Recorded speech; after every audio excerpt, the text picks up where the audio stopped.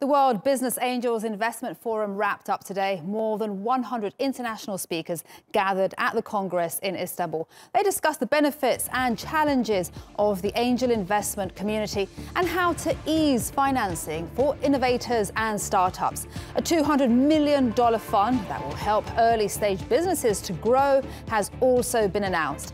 We spoke to Peter Cowley, who's been awarded the world's best angels investor in 2017, about what governments can do to support young businesses and investments into them. So what the government should do, particularly Turkey, etc., should be copying other governments that are doing things which are useful. That's in terms of taxation reliefs of various sorts, both for investors and for the entrepreneurs, and policies in order to improve the skill set of both sides. Turkey is actually between the two. They're between the low-cost India or China. But of course, what India and China have been good at specifically is labour. The future of the world isn't necessarily going to involve a great deal of labour.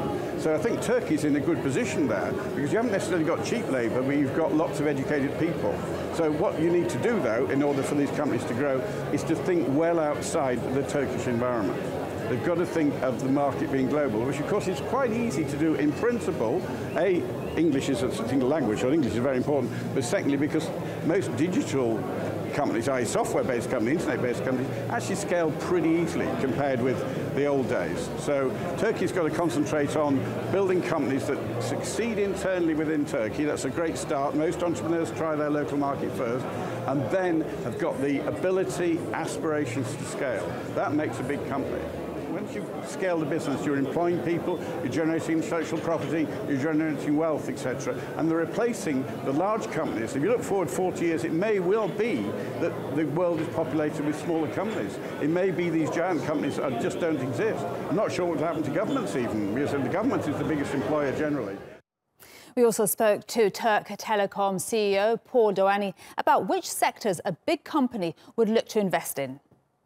So I think we need to be open, but I personally want to focus, and that's my focus. It's not necessarily corporate venture capital, but it may include it, in the verticals of energy, health, and education.